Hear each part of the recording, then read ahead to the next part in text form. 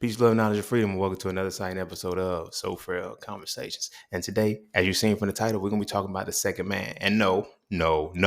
This is not boyfriend number two. It's not about being a side dude. No. This is about the second man you become.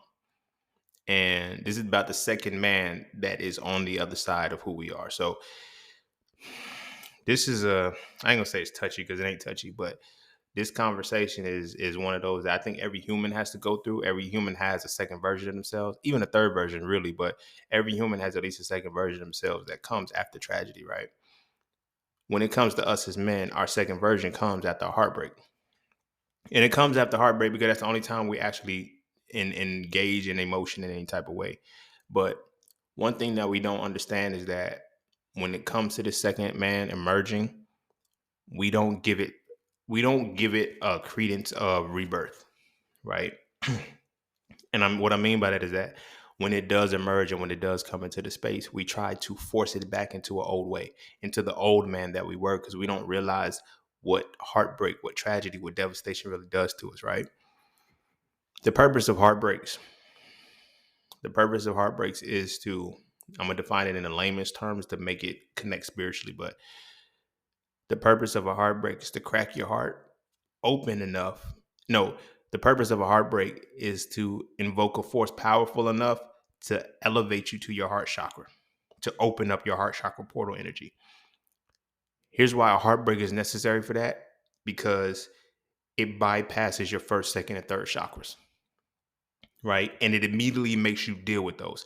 If you read Hitting It Raw 3, So Frail 3, you know that I was talking about the tree of life, and then the tree of life, and then healing the chakras, we talked about first, second, and third, and then each one is a sequential order. The thing about the tree of life too, though, is that you can end up on certain paths as a culmination. You feel what I'm saying? So, like, for example, taking the magician path from Kether to Bina, Chakma, or is it Chakma? It's Kether, Chakma, Bina, Chakma. It's the understanding or whatever. Bina is understanding. So to go from Kether to Bina is the path of the magician, or you can still get to Bina from Kether through the full path to Chakma to the Empress path, and it still takes you to understanding, right? And you have moments where you just be thrown in. Now, imagine what a heart chakra is. We know the heart chakra is on a strength path according to the tree of life. So you already know. Now, when you go through that heartbreak and you go through that devastation, it creates a new person, right? Because it cracks the heart chakra energy open to reveal love to you. Now, with this love, you have the option of you going down the path of love or going down the path of hate. Now, these two energies are the exact same. Love is the power for betterment through correction, and hatred will be the power for detriment through incorrection. Incorrection, I know, is not a word. I'm using it for parallel sakes, right? But that heartbreak that we go through, or that devastation, that betrayal, it sends us into the second version of ourselves. This second version of ourselves is not the second version of ourselves. I know I just said second version. It is the person who, it is the truest version of ourselves. The mask is the version of us that gets us heartbroken, which is usually our ego. This allows us to go through that heartbreak to allow the second man to come out. Now, depending on what you do in the process of when that devastation happens to you and that second man is trying to come out, that will determine what you evolve into. Do you become the victor or do you become the villain? Sadly, a high majority of us become the villain, not because we choose to or not because that's the only way, but because the villain is the route of regression, trying to stay in a mode that you have now been broken from. What we don't realize about heartbreaks is that it's telling us that this particular relationship model does not work. And what relationship model are we currently under? Competition. So when you get that first heartbreak, it's to say, I cannot have a successful relationship through the competitive lens. But we don't do that. We just feel like this one person fucked me up. And now we blame this person for what happened and not the relationship that we had with this person that catalyzed it. And in blaming that person, it doesn't allow us to see that the type of relationship that we have is detrimental. So what we do is continue on in these relationships, but now we're in these relationships as a love and war type shit. The love part is gone because we just got heartbroken. So now it's war. It's the other side of that. And now we got to approach this situation like that. And now it's either I'm going to make sure I don't get hurt rather than I'm just not going to be dealing with these situations anymore, because the second man is the version of ourselves that has to move out of that space and move into a more collaborative space than the competitive space.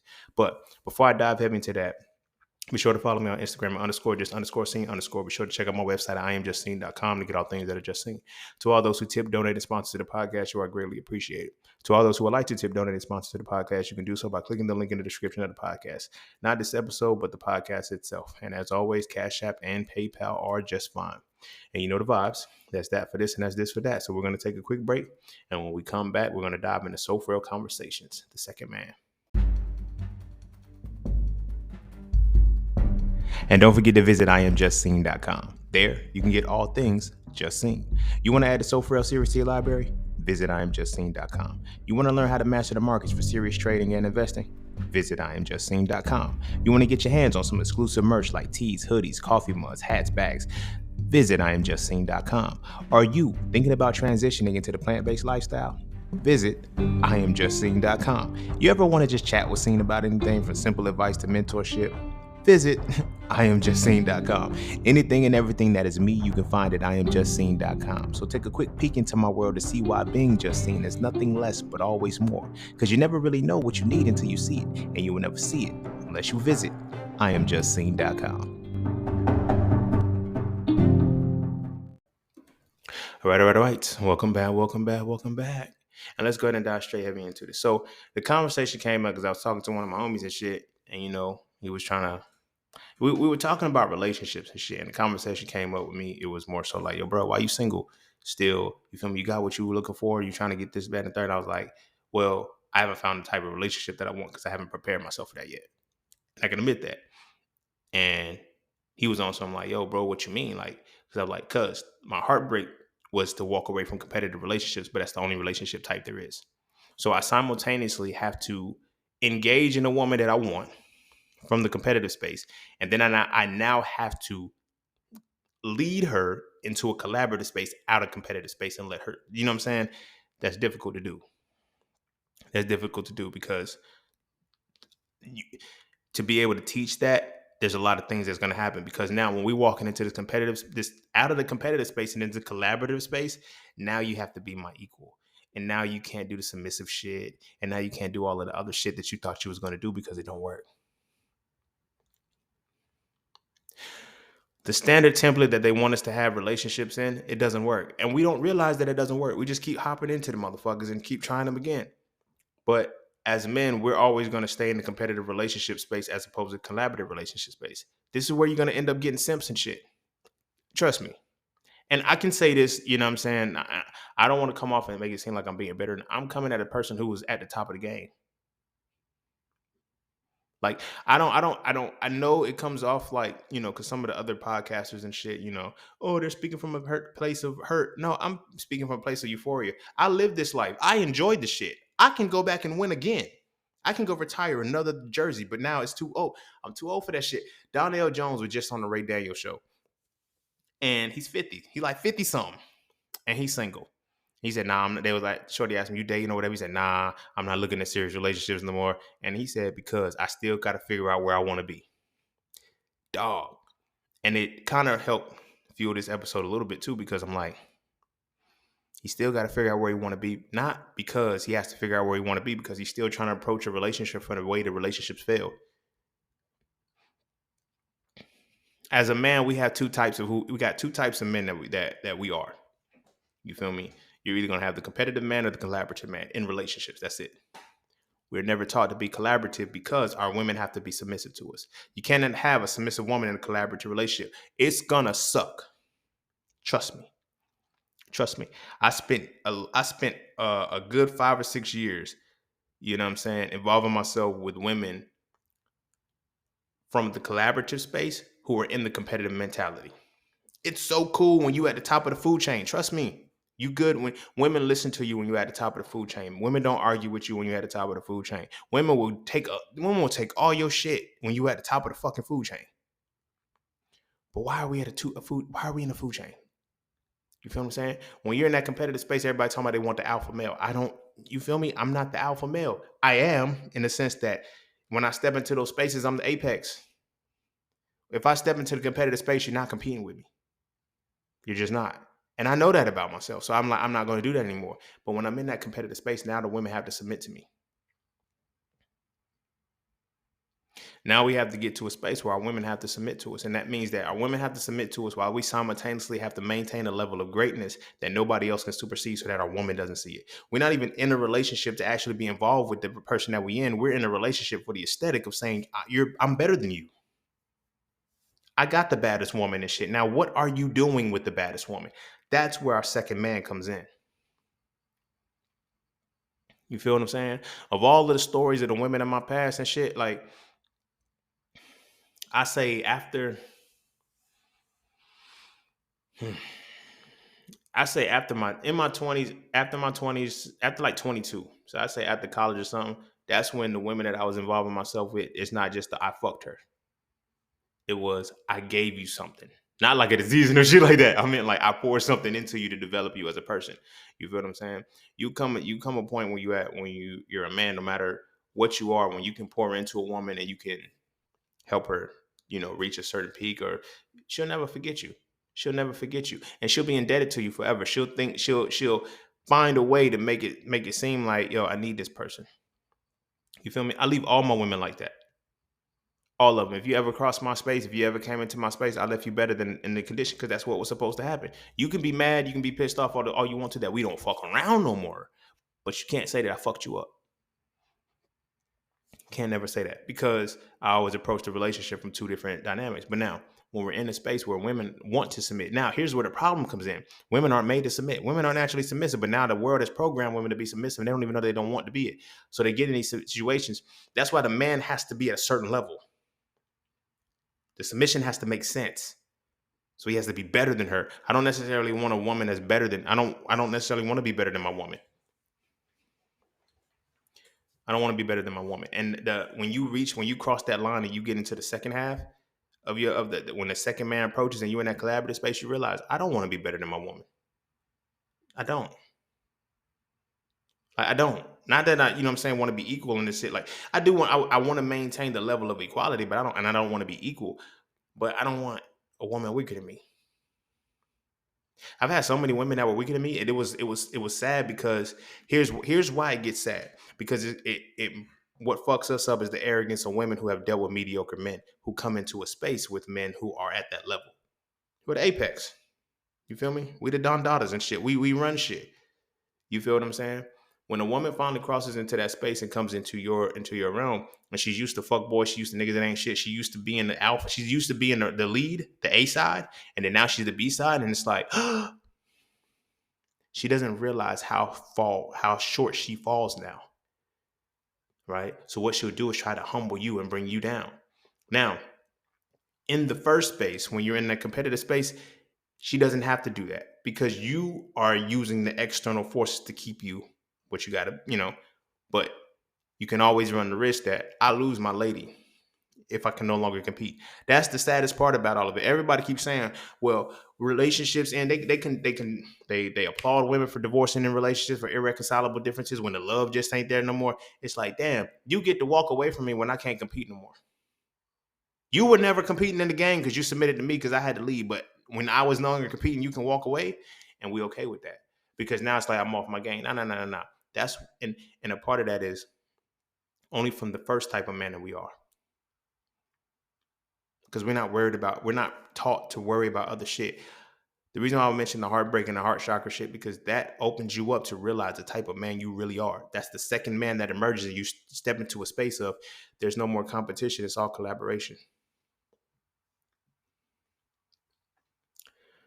Yeah, as men, we're competitors and we supposed to, like, I don't know why they convinced us of that. Yeah, men are supposed to be competitors. We're only supposed to be competing when we're sharpening our collaboration. So at any given moment, I should only be competing with people who can sharpen sharpen what I do. So all you other motherfucking peons that are beneath me, I ain't even in a space to be arguing with y'all. I shouldn't even be because y'all can't sharpen me. You feel me? So it ain't no competition. But because we're in that competition space, that's when you get the ranks of the simps and the all this shit. But the biggest point of that is that we're predators. We're predators. Everything about this culture is rape culture. until a rape happens. Then all of a sudden it's like, now we shocked that a rape happened. It's like I mentioned in So Frail 3 when I was talking about the Mortal Kombat tower. I equated rape culture to the Mortal Kombat tower. Rape is Shokan. Okay, we got that, right? But everything else along the tower, the Shang Songs, the Sub Zeros, and the stuff down, that's a part of rape culture. The groping, the innuendos, the jokes and all that shit, that's a part of rape culture. The whole shit is normal until the actual physical act of sexual harassment or everything like that. If we were nipping this shit in the bud, it wouldn't matter. And you know why this shit is so easy and so taboo, and why it's like 1 minute it works and the next minute it don't. It's like, oh, she wanted that shit. Is because when you're a certain type of person, when you're that certain competitive space, certain women will allow it, certain women don't. But you assume that it's universal because of who you are. As a motherfucker again, who was at the apex of the shit, I'm not even gonna say was. I'm still at the top of the totem pole. I'm just not even in the game anymore. Playing at that, I can go back and do exactly same shit because I understand the competition that we're dealing with. But we're in a competitive space of rape culture, and we try to have lifelong relationships that were fundamentally established off of rape culture. You yourself may not be a rapist. You yourself may not have that inkling of I would wrong a woman or anything like that, but there's impetuses along the way. You may have never violated a woman. Why? Because the things that you did to the women, they wanted. But there's men who, because of their certain level, they think they can do things to all women universally. I always use the example of that post that I had seen a long time ago where Shorty has said she wants to get choked and thrown up against the wall. And I said, my brothers, y'all got to realize she knows who she will allow to do that to. This is not a universal thing. And when you post it and you thinking about the woman, like there's not a guarantee that she envisions that you are able to do that. So if you try it, shit can happen. But these are mistakes that we fuck up with and that we have to learn in our first phase of life, the first man that we are, which is really the childish man, but it's the first man that we are. The heartbreak that we go through, any human, when you go through a heartbreak, it's supposed to sit you the fuck down. But what we do, we stand up and we say, I'm good. It's about to get ugly, bro. And the more you deny yourself that pain and the more you keep trying to sugarcoat it and medicate and shit, the farther you're going to get away from that second man that has to emerge. For most of us, after that first heartbreak, we go into a hamster wheel for so long that second man doesn't emerge until we 50.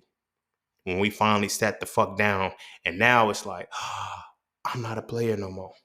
Big pun, like that song is so real, but it's like the fact that a man says, I don't want to be a player no more. You never wanted to be. Only motherfuckers that were in the game knew that, man, we don't really be wanting to have all these women like that. Like, after you start having it and you get it, if any motherfucker that keeps wanting to do it, they're lost in the delusion. But it gets to a point where it's like, damn, bro, that's it. That's it. But that's a part of your first man. That's a part of your first man. That heartbreak that sent you down to your core, that sent you on your ass, that made you say, fuck these bitches, that was a very important point because that's where your mask was cracked. And it's coming off. But what we do is we try to mend the mask and just saying, fuck it, take it off. When I realized that all of the hard shit that happened to me, the negative shit that happened to me in relationships was because I was in relationships I wasn't supposed to be in. But why was I in relationships I wasn't supposed to be in? Because of the competition. The competition of it all. You feel what I'm saying? I couldn't collaborate with none of these women in any way, shape, or form. Anyway, and when I look at it from this perspective now, it's like, damn, if I would have been in tune with collaboration at that age, half of these women wouldn't even have had a chance. But I wasn't worried about collaborating with the woman that I was with. I was worried about competing on the niggas that I was dealing with. Pause. You feel me? That's what we do. We compete with each other for the type of women. So now when I tell people like misogyny, before it was the hatred of women, it was the competition between men that led to the hatred of women. Because men were never supposed to compete in that regard. We're supposed to collaborate. But now when you got peons that don't know how to collaborate because they don't know how to fulfill their purpose, they don't know how to develop anything to contribute to the world, they compete. Because now if I can compete, then that's my contribution to the world. I don't want to have to compete with other niggas for one woman. I want the woman that I have to be. This is why I say polygamy is for the carnal. I'm not mad at it if that's what you do, But monogamy is for the divine, because how can I collaborate and bring the best out of this person? If you can be a polygamist and bring the best out of every motherfucker around you, by all means, that's the right way to go if you're going to do it. But if you're doing it for I got hoes. You know what I'm saying? And you just legally want to have hoes without the hoes tripping. But it goes into that competition of it all. Do you take the moment to sit back and process and say, this way of relationship doesn't work? Because then it becomes insanity when you keep trying the same shit. Every heartbreak, every betrayal, everything that we're supposed to get, we only have to experience one time. When I see women, and I see men too, keep going into the rebound phase and starting over and shit, and it's like, how do you keep running into the same person? Because you're trying to save face, and you're trying to say, it's not me, it's them, and let me prove that it's them. Then how come you keep changing people and getting the same outcome if it is in fact them? Because we're not taught as men to sit the fuck down and say, you know what, this heartbreak or this whatever is the sign that I am transitioning out of my first man into my second man. I am transitioning out of competing to collaborate. And I get it. We talk about, I'm not competing with my girl. Yes, you are. You may not be competing against your girl or your woman, but you're competing with her in the world. Right? So much so that if she's no longer competing and no longer holding up her weight, she got to go. Or if you're no longer holding up your weight, she going to huff and puff and she going to, bitch and moan and complain. You feel me? One of the biggest joints that I seen that made the most sense about this was Insecure. What was his name? Issa and her boyfriend. I forgot his name. Lawrence, some shit like that. Lawrence. So when Issa and Lawrence were when they were first together, after they broke up, Lawrence was in that competitive space. You feel what I'm saying? He was in that competitive space. He lost his job. He was on the couch, his girl couch and shit like that, fucking him up. He's still in that competitive space. He didn't realize, he had a fall off. She cheated, you know what I'm saying, blah, blah, blah, because he was competition. You're no longer a worthy competitor. You feel what I'm saying? When a woman cheats on you, you're no longer competing in a game that she wants to, you're no longer competing. When anybody cheats on you, you're no longer competing the way to the caliber we supposed to be competing for what we got into the shit for. You feel what I'm saying? But then once she cheated, they broke up, whatever the case may be, it was like he went into his whole phase. The whole phase is the most dangerous place you can be. The dangerous place you can never be is a whole phase. Because a whole phase doesn't work. Trust me. I retired 2 jerseys because I had a whole phase. You feel me? The first one was just, I was just being a hoe just because I was young. And the second one, I was, rebounding. But both of those whole phases was just, trying to get revenge and trying to seek vengeance. And it had no merit. There was nothing that I was developing in that.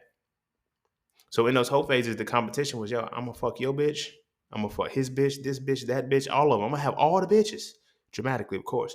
But I'm going to have all these bitches. And I'm going to be fucking them all. Because now it's the level of competition. So now my competition is, bro, I fucked your girl. I fucked all the girls that you looking at. I got all the girls here. Now what? Now it's like, what do you do with that woman, though? Seriously. After you fuck her, what do you collaborate on with other than sex?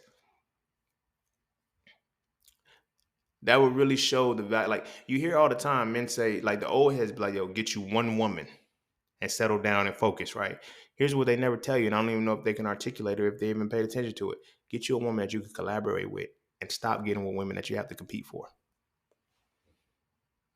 Every day we have to compete for the spot of a woman. And you cannot lose your position. You cannot lose your position. You know what I'm saying? You can lose your job and you got 30 days to get another one. I know that shit, women, I'll be there when you down or whatever the case may be. It's easier said than done. That's why they say it rather than do it. Because in those moments, you got 30 days to, hey, you've been out of this gate now. This is what I mean in the world of the competition. Because now she's like, so what you doing next? What you got to do next? What you got? Can you keep in this competition? A woman who's collaborating with you can see exactly what the fuck happened to you and say, hey, look, I can cover this. I can help. I can look out. Now, When you now any woman that's like, yo, you worked for like X amount of weeks or whatever the case may be, months and shit, and she was still rocking with you for whatever, cool. She's the one who collaborates with you. The one that got away, when we talk about the one that got away, that was usually the one that collaborated with you. Now, mind you, I've spoken on women that have gotten away. I stand corrected. They weren't the ones that got away. I know it's crazy, but they were the ones that got away for that particular person that I was for the first version of myself.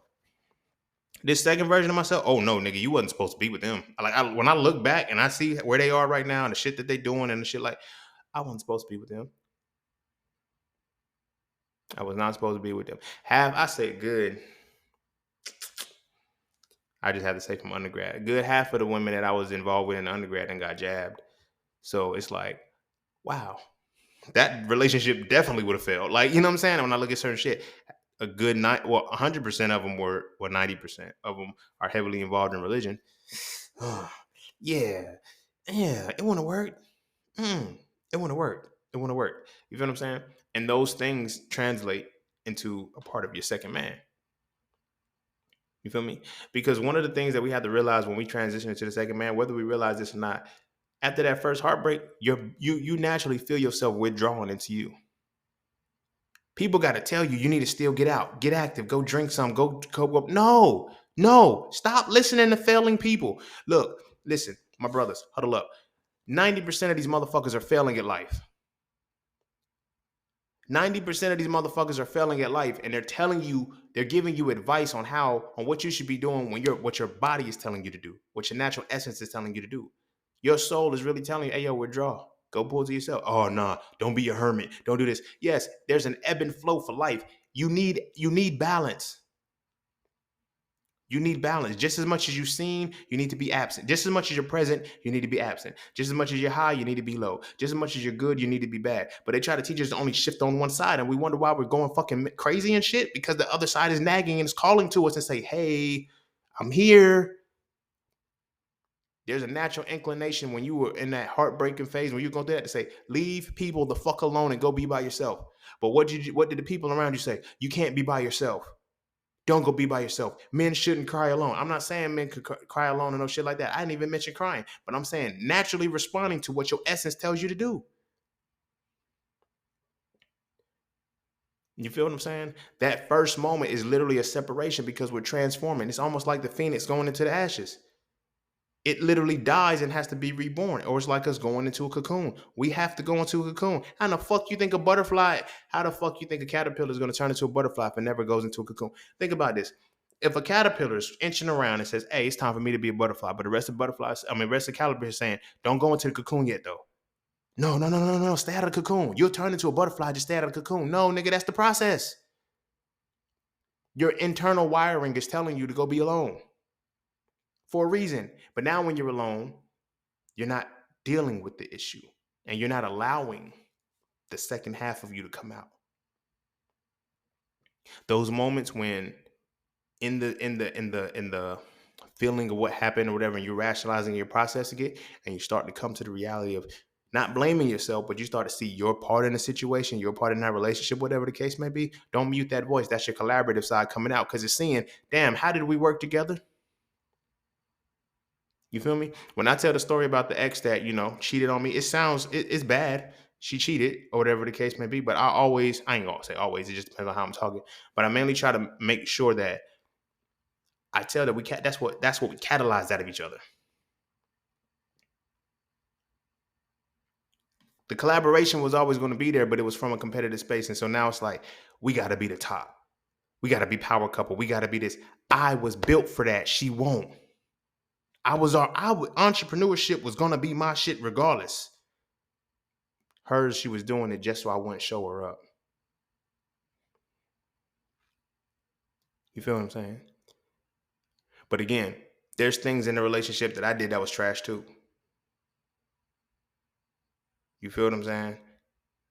Because I understood relationships from collaborative space without knowing it. So I can be around other women and not jeopardize my relationship. I never understood why she freaked out so much. What was the insecurity from? She knew that she could not compete with the women that were in the space of the competition that I was in, but never paid attention to the fact that I don't see you competing with them. I'm collaborating with you to see what fucking world we can build. I don't give a fuck about fucking them for some pussy for 5 fucking 10 minutes. That's it. I'm not worried about that. I'm worried about what the fuck we can collaborate on for the long picture. You dig what I'm saying? There's two versions of who we are. You're never gonna see that second version until you go through some damage and shit. I just so happened that from the 200th episode, the situation with the 200th episode had me in a different space when I went into that relationship. That was the very thing that opened up my heart chakra to say, yo, you got to see the world different, homie. The second man emerged and the maturity came out and all of that shit came out. Don't get me wrong. The first man is still here. And now here's where it gets a little bit more difficult as a man sometimes because both of those sides are now evenly present. And now you have a decision to make, not just a choice. You have a decision to make on which one you want to lead. For the most of us, because of the way the world still plays out, we got to go back into the competition. You know how the phrase goes, good guys finish last? It's not that good guys finish last. Collaborative guys finish last in competition. Words, bro. You just change the words. It's semantics. But when you change the words, a lot of shit makes sense. Now, when you realize, yo, I was a good guy this whole time. No, you were collaborative with somebody and you were collaborative trying to operate in a competitive space. These women are now, I don't want to seem like those guys, but like these women are in a space where the pool is competitive. The dating pool is competitive. Think about that, y'all. How you start is how you end. If you start off in competition, what do you think's gonna end the competition? What do you think's gonna end the relationship? Now I get it. Well, if you start off in collaboration, yeah, that means if you start off in collaboration, collaboration is gonna be what's ended. Now, because of that, if your collaboration is so potent, you ain't gotta worry about it because you're the only one that can. I know a homie right now explained to me that I was the only motherfucker that can take their mind to where they, we stopped being friends for a decent amount of time, and then we started vibing again. It was like, damn. In all of these years, I was never able to replace what you had, what we had in our friendship, what we had when we was developing. And the sad part about it is like I replaced it several times over with you because I approached that situation from collaboration while she was approaching it from competition. It was always going to be different. So I was able to duplicate that shit on and on and on. Like it came off arrogant when I said it before because I didn't have these words when I was talking about a shorty who was saying like, she was talking. I was like, yo, you're the type in this space. Like it's not like I can be like when women come to me and say they never met a guy like me or whatever the case may be. I feel I'm frightened. I'm frightened because at this point I'm the top of your competition. Our relationship is going to be lopsided. Whatever the fuck we developing is going to be lopsided. If I've far exceeded the standard that you had, and I'm now becoming the standard, and you because the way I'm in a collaborative space, and all of the women that are there for me are like it's not fair. It's not fair. I liken it to this. We talk about being hunters and shit like that, and it's like, again, this is a part of your first phase. Your first phase of life, you're the hunter. You the cheetah, you viral, you're viral. I'm gonna chase this motherfucker for the hunt. I'm gonna get this gazelle. I'm gonna hit top speed, take this motherfucker out, and then I'm gonna take the next one out, and then I'm gonna eat this one and take the next one out. You feel me? But you always gotta go chase your food. So the competition is there. When we are the predators, just like in nature, since everybody wanna call us alphas and shit, just like in nature, if we are the predator, the greatest that the relationship can be is with somebody that's still beneath us. If the gazelle outruns the cheetah doesn't eat. If the woman is outside of our league and we can't get her, we can't get her. You feel me? But if we can get her, that means she was slower. That means in some way there was a deficit that allowed her to be caught. Yeah, it's different, right? But that's the first level that we are. We're the hunters, the wolves and shit like that. The second phase is when we transition into the spider. The spider is a little bit different. Spider's a little bit different. I know black widows, they eat their husbands or whatever the case may be. I'm not talking about that. I'm speaking on spider in the context. Spiders, they do not chase food. They do not stress over the food. They do not have to hide. They don't have to lurk in bushes. They don't have to formulate levels of deception. They don't have to do none of that shit. They simply build the web. If you build it, they will come. But this is when the shit changes, because now you can take your time and you can decide. I'm very observant, so I was watching a spider web. Spiders are also my spirit animal too, but I was watching a spider, make a web and shit, and built the whole motherfucking web. And I'll be looking, and then I see flies and shit landing in the web. And in certain parts of the web, you have flies that are wrapped up. In certain parts, you just have flies sitting there. You have other bugs that just ain't touched at all. And I'll be looking like, hmm. But then you'll see the spider wrapping up just one particular thing and just at it, chilling. The other shit ain't moving, but it's just wrapping up what it's wrapping up. And that's what it feasts on. And then it doesn't move from that spot. And I always wonder, like, why is that the case? Because when you create yourself from the spider, you're going to get what you want. And you can take your time with it. You no longer have to rush. You no longer have to fight. You no longer have to do all the unnecessary shit that the predators have to do. Your meal is guaranteed. So much so it's like, yo, and if this one ain't good, it's some more still sitting in the web. That second version of ourselves is the one who realizes I'm not chasing these hoes no more. Now, that's the part of us that gets fucked up because society tells us, oh no, you're still supposed to chase. And it fucks with the women too, because now here's off the other side of that. Once the women get that heartbreak, they also go through the same reality that, oh, we're not supposed to be competing. Let me collaborate with this man. Now, here's where it gets different. Because we both still follow the notion that women are supposed to submit and men are supposed to lead. In the competitive world, yes. In the collaborative world, men collaborate and women collaborate. Oh, I'm going to say it like this. In the collaborative world, men contribute and women contribute to what's necessary to make the collaboration stronger. But then the competition, men lead and women follow or submit. Submit. Let me say it like that. Men lead and women submit. See what I'm saying? Which means that she's now at the dependency of him, and now he is now at the mercy of her. And what I mean by that is that at any given moment, she no longer wants to follow you no more. She doesn't have to. And in a competitive space, yeah, a woman can walk away too, but at the same time, when a woman actually puts the collaborative space beyond kids with a man, it's different. She'll fuck with you. She'll fuck with you. Now, this is when we get the situations of the blurred lines, because once that first version of us dies and the second version starts coming out, now we're running into relationships the wrong way. We're running back into the gene pools. I mean, the dating pools of competition, and we're no longer trying to find the collaborative pools, because everything, a lot of the shit that you see that's collaborative, they're trying to call red flags, and it's not. Women don't want to be held accountable. Men don't want to be responsible. It's these things are what you need in a collaborative space. Everything that they're calling on social media that are red flags for the competitive relationships. If they constantly talking, oh, he argues back with you because, oh yeah, we're competitive. We're not supposed to compete with each other. We're supposed to compete with the world. You off your shit. In a collaborative space, if you are off your shit, you're gonna tell me. In a collaborative space, if I'm off my shit, I'm gonna tell you, and vice versa. You're gonna let me know that you're fucking up the collaboration. You feel me?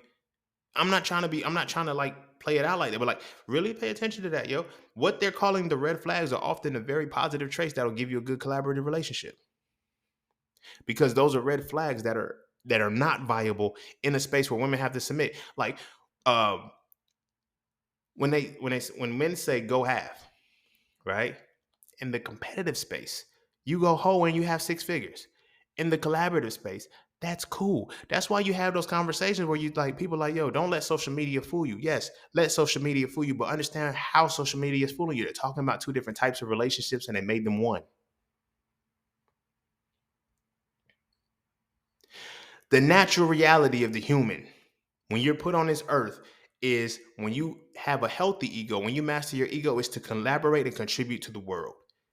When you have an unhealthy ego, it's to compete and take away from the world. Hmm. Hmm. Hmm. Guess where we got that from?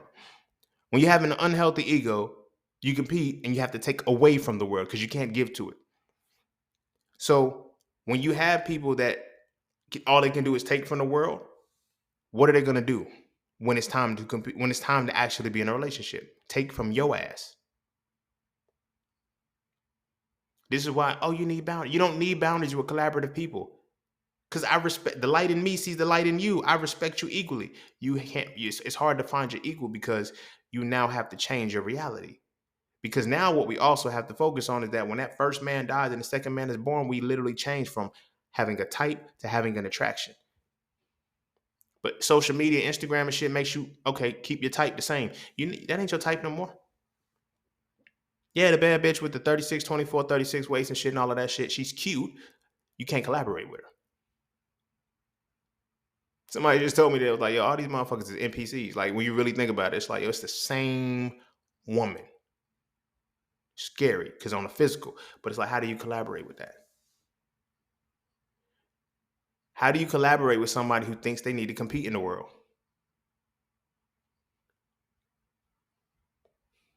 Imagine me being a collaborative motherfucker who has the patience to say, hey, baby, let's formulate this workout plan. And she wants to be a competitive motherfucker and go get a BBL. Can I really fuck with her? No, you like taking the easy way out, which doesn't do good for me when I'm in my collaborative space. Now y'all see how competitive, how much the relationship standard and shit is competitive. All of the shit we're doing to compete with motherfuckers, and we're not doing nothing to collaborate. Because what fruitful shit have we contributed to the world?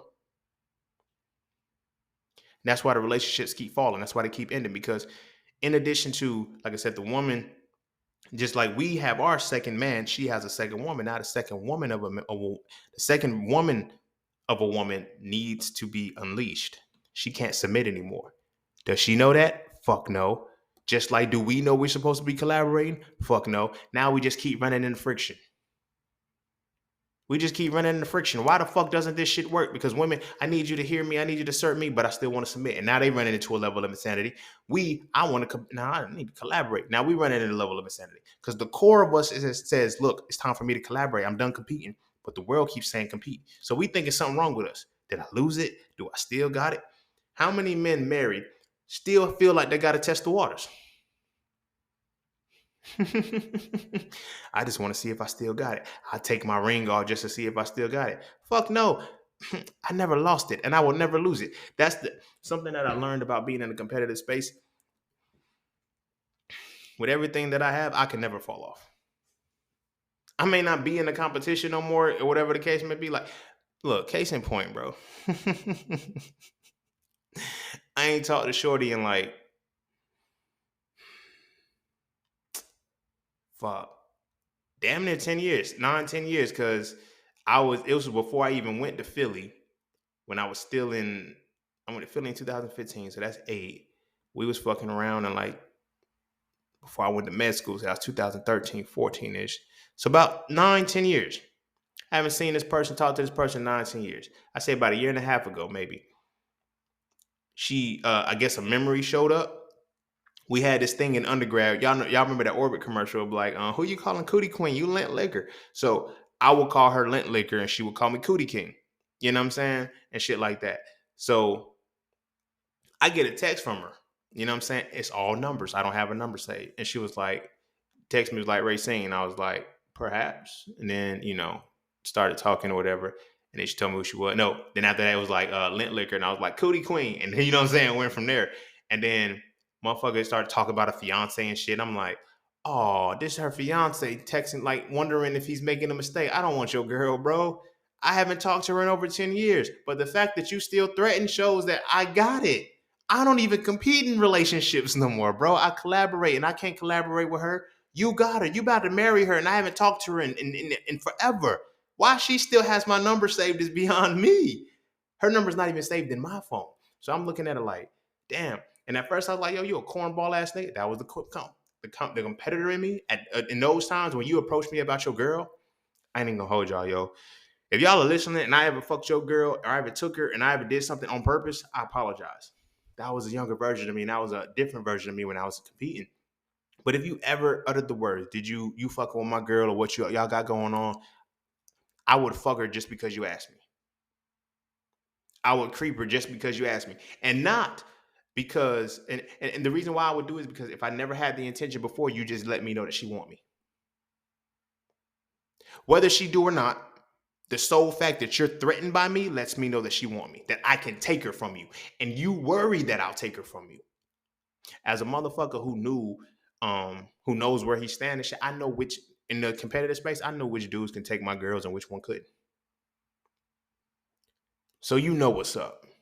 But I'm not in the competitive space anymore. So I told boy, I said, nah, bro. So my thing is like, yeah, when the wedding, I'm trying to go like, cause they're getting wed. I'm realizing that it's him because he sent me a picture of her daughter and him or whatever the case may be. I said, oh shit, damn, she got big. You know what I'm saying? Cause I knew that she was pregnant at one point in time. Like, damn, she got big. And I was like, she was like, yeah, and that's my fiance. I know. And it's like, bruh. Now, if this is the same woman that he's married, the man that he's married, that's marrying her, if this is the same dude that was fucking with her when I was fucking with her back in the day, that was at her house when she invited me over and I smashed, now I can see why he would be mad. Like, nigga, you still here? No, I'm not still here. I don't know, bro. Like, I don't know what's up. But those were the things of the competitive nature. I've always been the apex. You feel what I'm saying? If I took your girl from, just know that I was the better competitor every time. Every time I was the better competitor and you could not do anything about it. I'm tired of competing. It's not fun anymore. It's not fun anymore. It's just not. I will take out because it's not fun. Because it doesn't give you anything. You know what I'm saying? But insecurity, it gives you doubt, it gives you anger, it gives you all kind of negative feelings because you always got to wonder, is this motherfucker gonna leave me alone? Or when does it get to the point where can this motherfucker compete with me anymore? Why do men not take relationships serious? Because we always looking for the next competition, smart ass. They program us for this. Always look for the next competition. Always look for the next competition. And as we look for the next competition, the baddest chick is going to be the next competition. Now, how does the competition change? All the chicks decide to look the same. They don't think the same. I'm going to go get a BBL. Now, that's how the women done got erased. Now, y'all done co-signed that trans women are real women and shit. And now y'all arguing that they took y'all spot. Now y'all want to rebel and now y'all want to protest against it and shit. Like, yo, you got to realize the whole time you were fighting with competitive men. Now, those men were the losers. They were the losers. Those are the bottom of the barrel losers. So much so that wow. Those are the bottom of the barrel losers, bro. They couldn't cut it at all as men in any way, shape, or form because we're in a competitive world. Half of these men were probably collaborative men, but because they were collaborative men in the time when we were competitive, they said, we're not going to fuck with the women because you feel me? The motherfuckers who complain, oh, she like the bad boy, she like this. They was winning. They was winning the competition. And in those pockets of time, once that trauma happens to you, you have the response to start to evolve to your second version. But a lot of us don't. We go deeper into the first version. And then now, in order to stay in that first version of where the man is, that's when certain things come up, certain negativity starting to come in. You start to draw in certain energies. And now you can't get it right. Because you weren't built to compete. You weren't built to collaborate. That's why, like, when I tell the story about the woman who we were vibing and shit. And then as we was vibing, she's telling me about all the shit that she want to do and shit. So I'm pushing her to do it and then she crumbles. Oh, you was never trying to collaborate. You was trying to submit to me the whole time, and you're mad because I was unleashing you. Hey, bro, for real though, at some point we gotta stop talking to women about masculinity and start talking to each other about it. And I mean really talk to each other. Not as enablers and co-signers, but as men trying to reach the pinnacle of our essence. And that's what the So Frail series does. So Frail 1 is the definition. So Frail 2 is the acknowledgement, and So Frail 3 is the resolution. If you rock with the Soul Frail Conversations, I can guarantee you will rock with the Soul Frail series of books. So visit IamJustSaying.com right now so you can add the series to your library. I promise you will never look at masculinity the same again, and you're going to stop wasting your time arguing with women about it. This is a conversation that men need to have between men, and it's time we start having this conversation now. I didn't like if you are walking in that, if you ever just feel the natural inclination to draw out of a woman, just pull the best out of her. That's who you really are. That's your second man already showing up. And now you're trying to pull the best out of her. Now, when she's resistant, she's in a competitive space. She don't really want what you trust me from experience, bro. I've wasted a lot of time with women who talk that shit about what they want, and I draw it out of them. And it's too much for them. Their own power is too much for them because they never sustained it through collaboration. They've only been competing. Women don't have to use their true power in the world of competition. All they got to do is flex some pussy. I know. This episode can sound sexist, but it's not. It's the reality. In the competitive space, women don't have to use their internal power. It's not until they walk into the collaborative space. But women, because they can flex that competitive side without having to use their internal power, they can get a lot farther with it until they have kids and then they've been married for 5, 10, 15 years and don't have anything to show for it. Now they're depressed. Now they're unfulfilled. Now they have no purpose because they've been trying to compete the whole time when they should have been collaborating. Now, if they would have been collaborating and you would have been able to draw it out of them, you trying to be my daddy, you stop trying to control me, you trying to do this, you trying to do this. Women want a man to lead until he's leading. That's why I always say they don't really want a man to lead. They want a nigga in the front. Let me do me in this competition, but stand in front of me while I do it. Don't leave me because now you're going to bring out the best of me. I've never met a woman that I've involved myself with since transitioning into my second half that I didn't bring the best out of. Do I regret it? Sometimes. Because those same women now, it's like, damn, bro, you still stuck.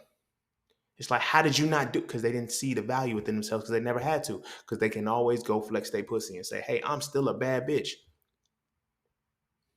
On paper, every woman that I ever involved myself with was a bad bitch.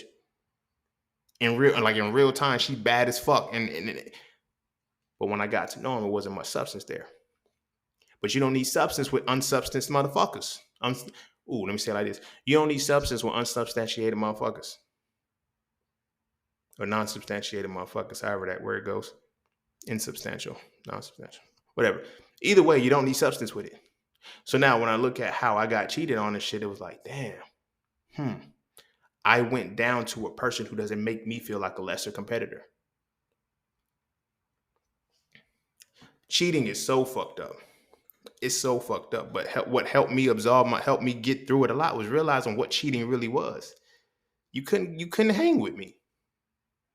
And you couldn't hang with me, but you didn't want to leave the situation alone because it was beneficial to you, but you just couldn't keep up. And rather than saying that, you didn't want to leave it alone. So it's like, you sabotage the shit. But now you go back and you cheat with the lesser vessel in the competition. And that's more of a sign of you. That's almost like making it to the NBA playoffs and losing in the playoffs. And rather than training to come back, you just say, fuck it, I'm going to go play college ball. Now, you can't do this, but I'm just saying, fuck it, I'm going to go, not even college ball, because college ball's still up there, but that's saying, you know what, fuck it, I'm going to go back and play high school ball. You know what I'm saying? That's what that's like.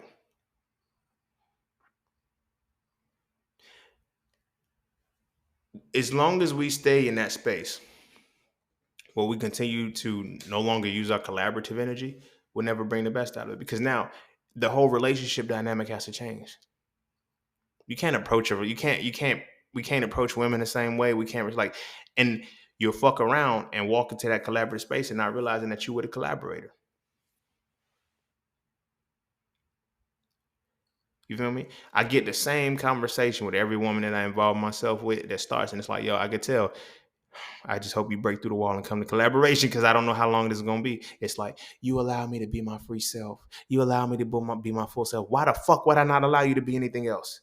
Why would I want you to submit to me? Like, I'm in a whole different space for that. Now, When I'm out here competing and running these streets and shit, yeah, submit to me. You submit to me so that way you have the top spot when it's time for the competition to get on.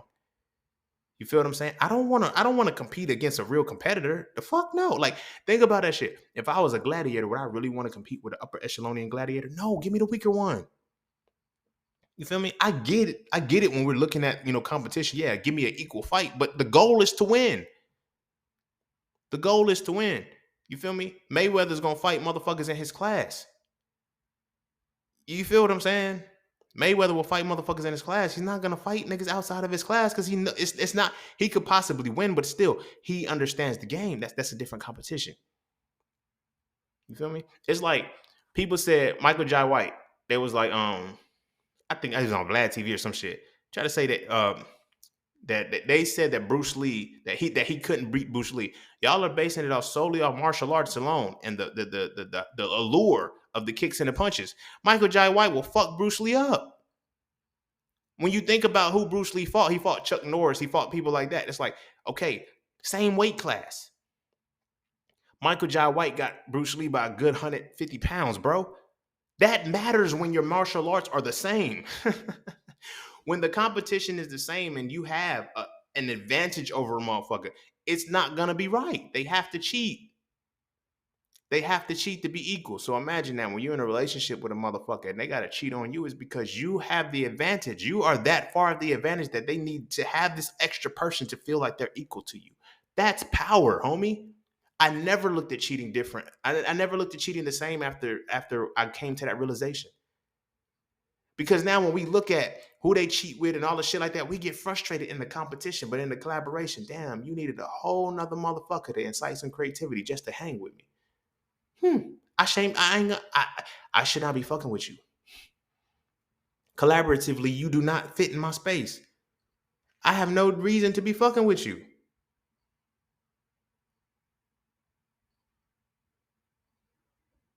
This is crazy. You see me?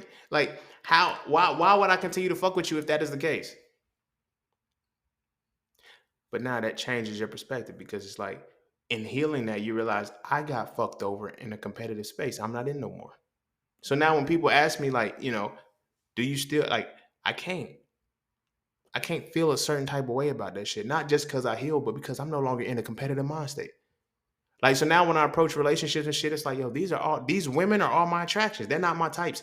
Now, my types, the women who think they my type, they are hilarious. Cause they be trying to tell me what I like. You like this type of woman. You missing the point. I'm attracted to your dumb ass right now. Like, but you making me not want to be no more. Like, what the fuck? Why are you worried about who you should be competing with? Cause you are the one I'm focusing on right now. You feel me? I dealt with a woman one time who was telling me that a woman on Instagram was my type because we followed each other and shit. Like, and I would like her pictures, she like mine and shit. Like, man. So she's telling me this is your type. I don't even have this woman's phone number. Outside of this social media shit, I don't know her any. I don't. You feel me? She was adamant that I was fucking her. She was adamant that I was fucking a whole bunch of women. And I was like, "Are you serious? Are you serious?" Because I know how niggas do. I'm not in a competition, baby girl. I got more important shit to worry about. But that let me see. This relationship ain't gonna work. I was in denial at the time because I did not come to terms with the collaborative, delineation because I didn't know that there was two different types of relationships that we approach in this motherfucker, competitive and collaborative. I've been a collaborative motherfucker for a long time, so I didn't know that I was coming into competitive spaces because initially when you start drawing the best out of a woman, they get excited, they start loving it, they'll call it love bombing. They'll call it love bombing, or some people will tell you that I'm gonna tell you something too. There is such thing as love bombing, but what I'm about to say ain't love bombing. They'll tell you that you can rush a relationship. You can only rush a competitive relationship. You can never rush a collaborative relationship. Collaborative relationships are divine alignment. You will sabotage that motherfucker if you approach it from a competitive space. I've met women who we have hit it off from the jump. I mean, so much so that once she started talking to her friends, the energy changed. You see what I'm saying? And this crazy. I talked to this woman. She was a pro-black woman. Amazing. She was dope as shit. Right? Pro-black as fuck. Right? However, she didn't trust me, right? So she would talk to her friends. Now, one of her friends was black, one of her friends was white, both girls, right? But now I ain't gonna say friend, women, both women, but I ain't gonna say friends, but coworkers, right? So she'd be talking about me, to them at work. One of her friends, the black one, and I'm not saying it because she black. I'm just saying it because it's how the situation played out. The black one was like, "Girl, you can't trust him." You know what I'm saying? Because think about it. Do you know what's going on behind his back? Do you know what's going on with this? Like, mind you, she worked the overnight shift. So I told this story. This is the person that for a year straight I only got 4 hours of sleep for because I was working, building my entrepreneurship, starting my entrepreneurship, and I'm still trying to maintain her time for her, and she wanted more, right? Because who was in her ear? The competitive friend. Feel me? Now the white girl might be competitive too. I don't know, but I'm from the story. Her friend is like, "Girl, you better keep your eye." Her friend told her, "Until you're married, you're single." See, y'all done fucked up. Y'all done fucked up. And I'm not saying that me and her would have hit it off and we would have had the best type of relationship ever or whatever the case may be. But some of their bitter friends have fucked up a lot of good relationships because of the competitive side. Because it's a competitive motherfucker, a bitter competitive loser who's talking to a motherfucker in a competitive mindset who's dealing with a collaborator.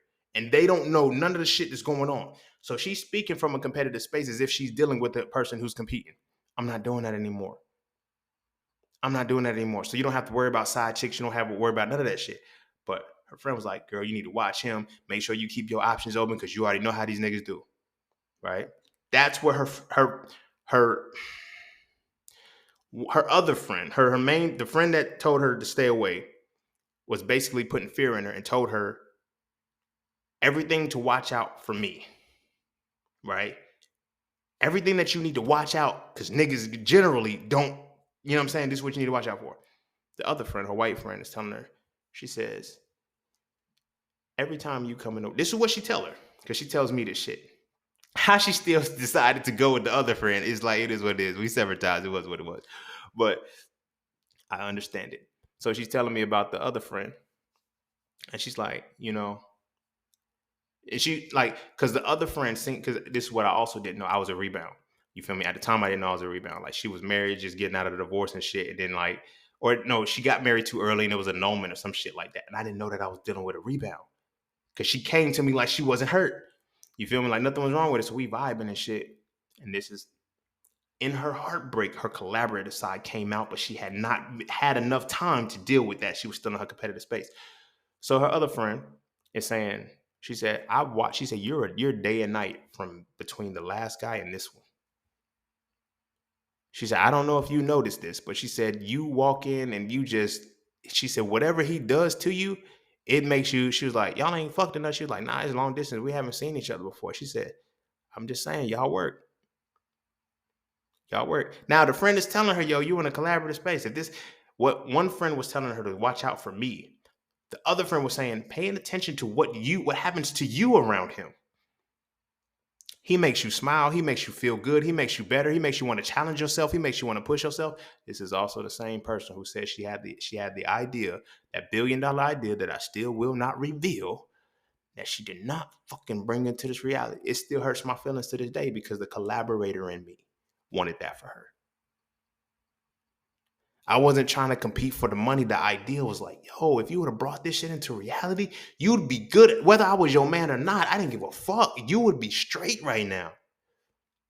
Fast forward to this day, right now, she has no, like, we were just talking the other day. No hard feelings, no ill will. So if she's listening, if you're listening, I'm not bashing you or trying to, this is just how we vibe. This is what the situation was. You feel what I'm saying? So talking now, it's almost like, she told me these words. She said, damn, you literally did everything you said you was going to do. And I can hear it in her voice.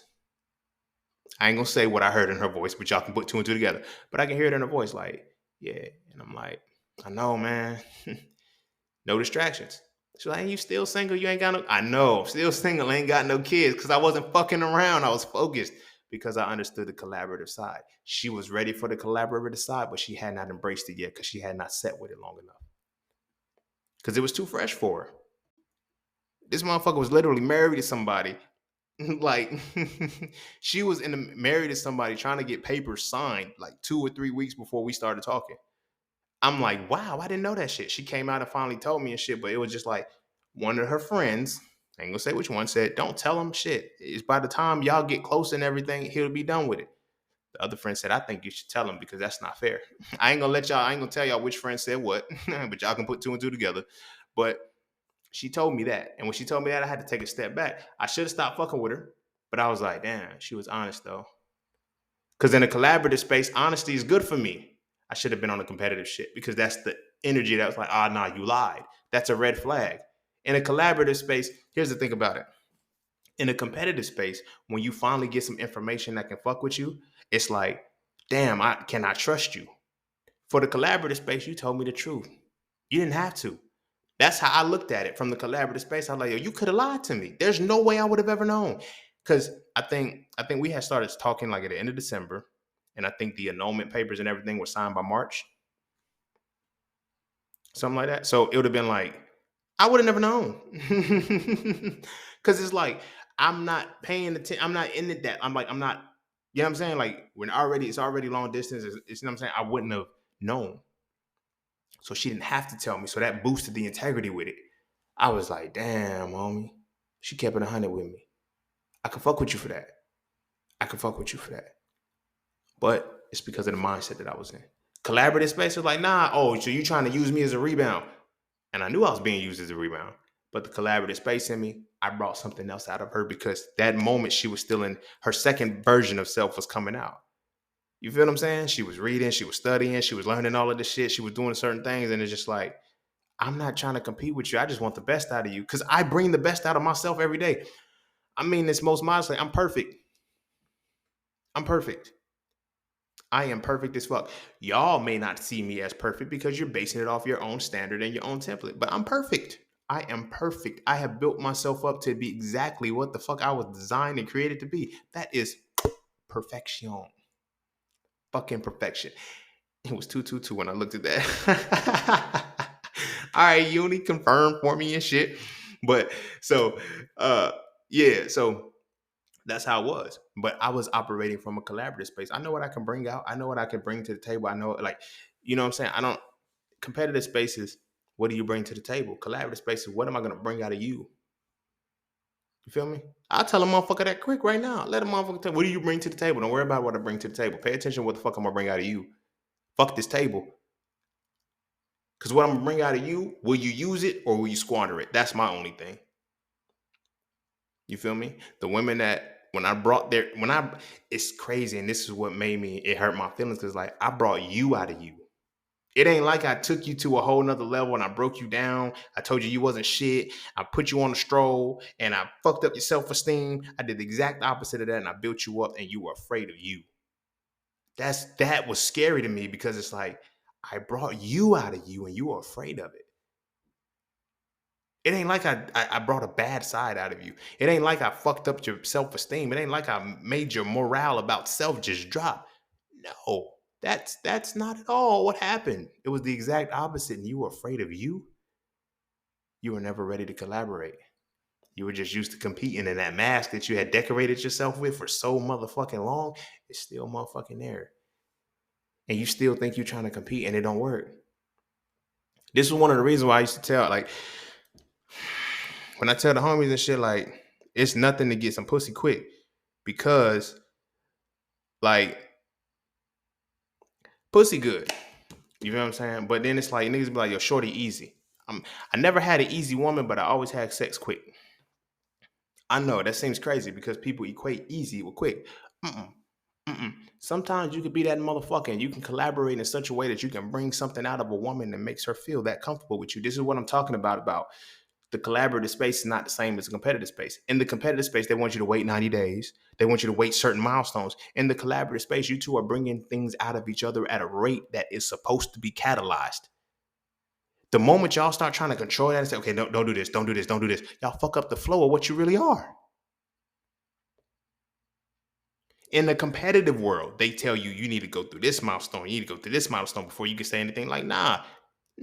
When we in a collaborative space, I already know what's up. I've built myself up in a space to where, going back to the cheetah and the spider metaphor, if you land in my web, you're supposed to be here. So for me, nothing's rushed. For me, nothing is rushed. You're supposed to motherfucking be here if you landed in my motherfucking web and I'm able to connect with you. And in the connect, like every woman since, I promise you, since 2016, 2016, 17, every woman that I've involved myself with in a way has come to my space has been an entrepreneur in some way. Entrepreneur in some way. What is it? Entrepreneurship, musically inclined. Mainly it's either entrepreneurship or musically inclined.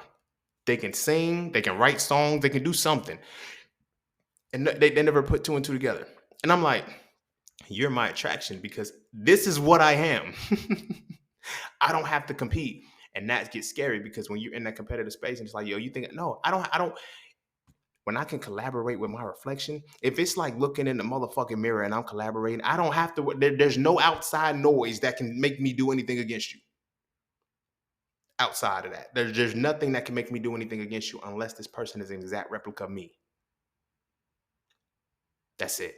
In the time in which our second half is revealed, that's what we're supposed to be doing as men. We're supposed to be going in to solidify ourselves as ourselves, so much so that everything that is positive for us, that we are attracted to and go towards, is a reflection of us. Everything that is repulsive to us is nothing like us, is the complete opposite. So the women that have been coming into my space, because I've been getting back into my music and my entrepreneurship, this in some way, shape, or form. They're either writers, fucking musicians, artists, uh, everything I am. Free spirits, they like, you know what I'm saying? Thinkers, it's everything I am, they are. Because now I'm like, this is what it's like to be in a collaborative space. Now, they fuck us up when we're young because they teach us that opposites attract. And I've heard people say, yo, why would you want to be with somebody like you? That would be so boring. Contrast, that is the absolute, that's a contradiction. When people say to be with somebody who's just like me is boring, that means you don't like yourself. And we were in the book club, we were just talking about boredom. That's why most people aren't successful because they don't know what to do with boredom. Boredom is where you're built. You feel what I'm saying? So as men, when we get that first moment that sits us down and say, hey, it's time for your second version of yourself to now, how do you collaborate with the world? Only way you can collaborate with the world is through your natural purpose and your gift and who the fuck you really are. You dig what I'm saying? Who the fuck you really are. Do you know who that is? You don't? Okay, now you're going to be competing as the title or whatever it is that you are. I competed as the title of forensic biologist, med school student, all of these, the career paths and all that shit. I was winning. I was winning. Now I don't have to compete anymore, but now that I can collaborate, it's a whole better game. The women in my space don't. 50 got a song of Hustler's Ambition. He said, the women in my life been confusing the shit. Because that's in the competitive space. In the collaborative space, the women in my space don't call shit, bro. This shit peaceful. Whether platonic, intimate, romantic, it don't matter. This shit peaceful. Why? Because I collaborate in these spaces and I realize what can we bring out of each other? And how can we enhance what we already are?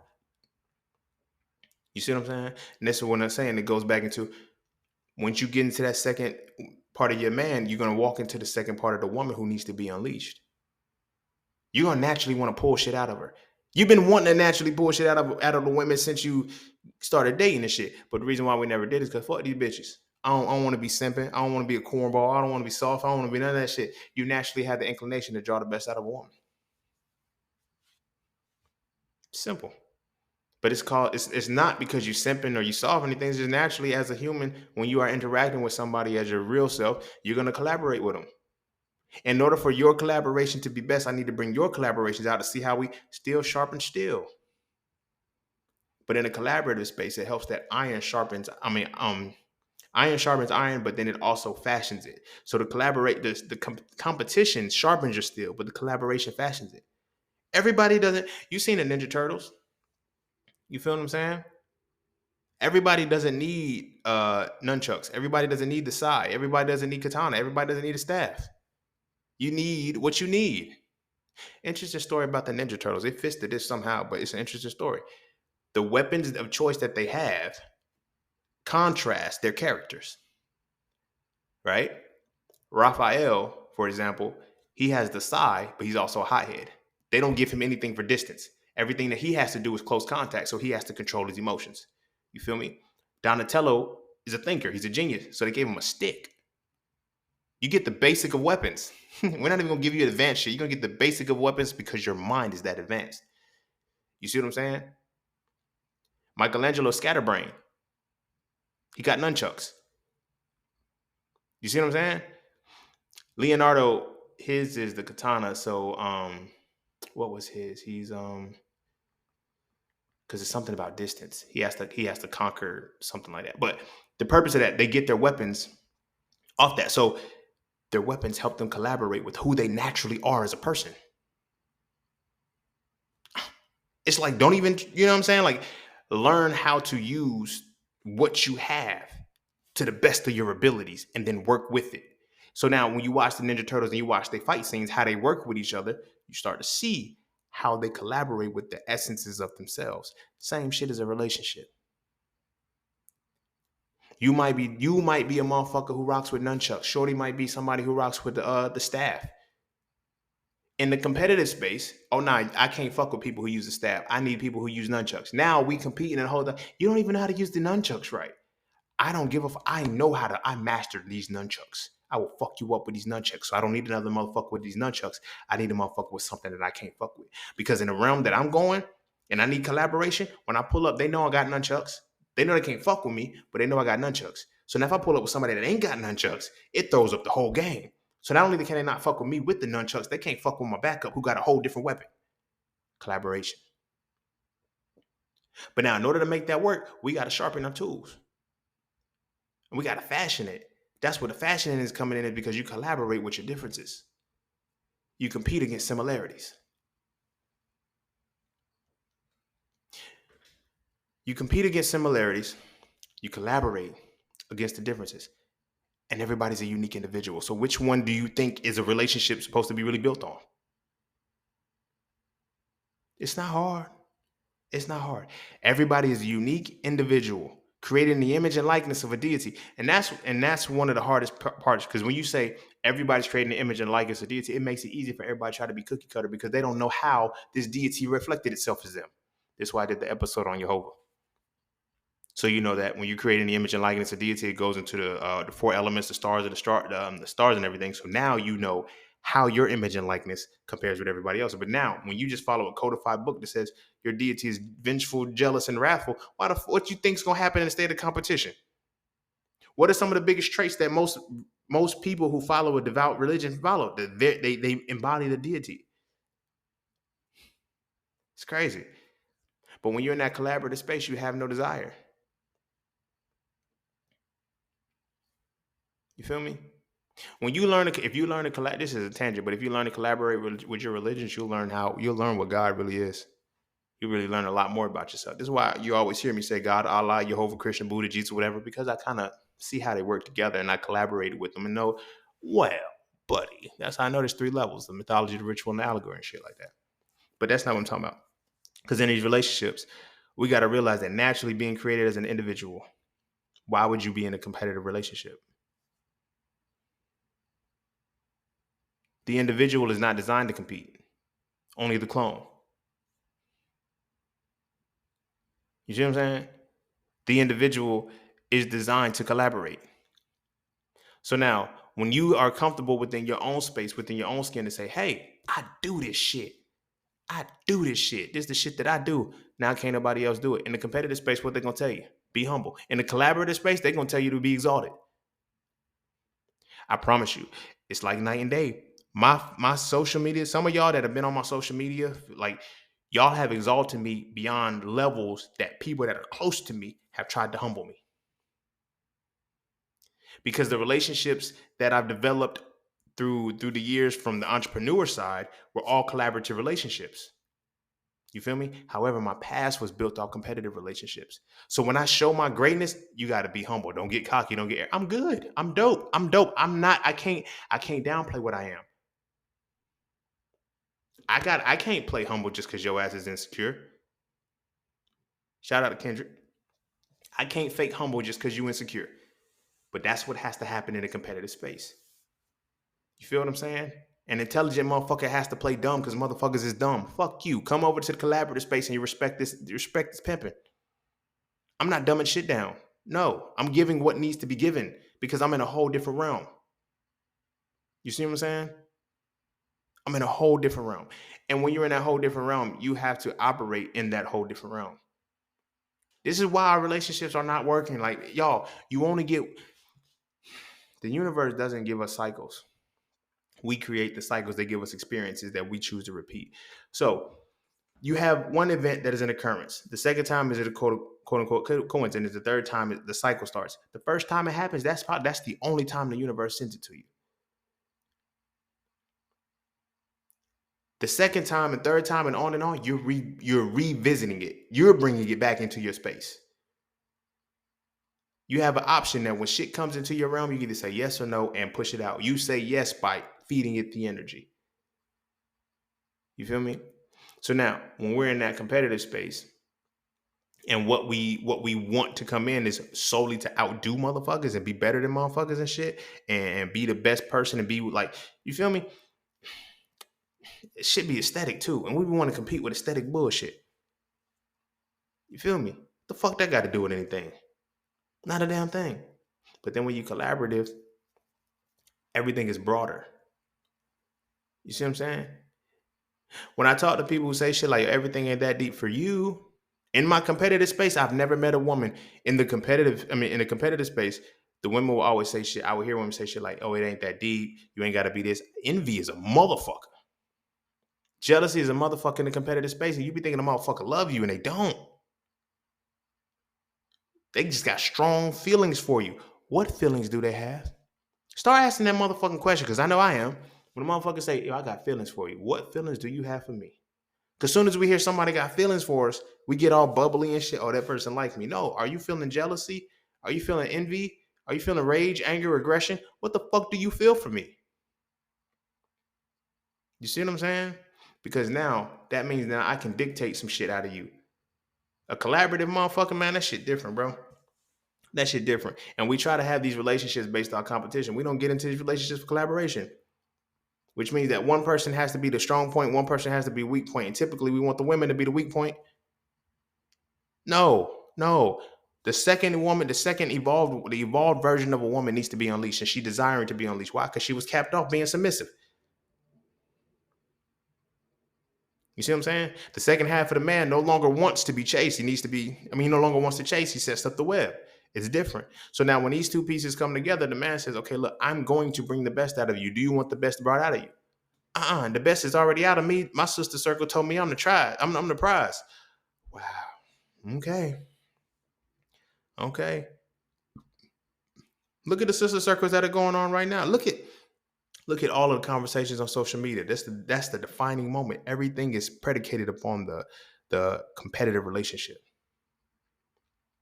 That's why these niggas got universal red flags. How in the fuck you got the same red flag as everybody else? If we are not, in fact, individuals and unique individuals at that, how in the fuck we all got the same red flags? Again, tying it back. In my competitive space, it's a rep, but certain things in my collaborative space ain't red flags for me. It's just not. Like I said, the woman who in my competitive space, if she would have withheld that information, oh, bitch, you lied. Fuck you, bitch, you lied. You got a whole nigga on the side. What the fuck you doing? Blah, blah, blah. Cool. Now, granted, I don't know if this was the case or whatever the case may be, but I did see the documents that the papers were signing or whatever. She told me the truth. You get brownie points for that. I can trust you. That was something you didn't even have to share. That was something that could have fucked up what we had. That was something that could have really did some damage to the situation. But you told me anyway. You were honest with me. I could fucks with you for that. I could really fucks with you for that.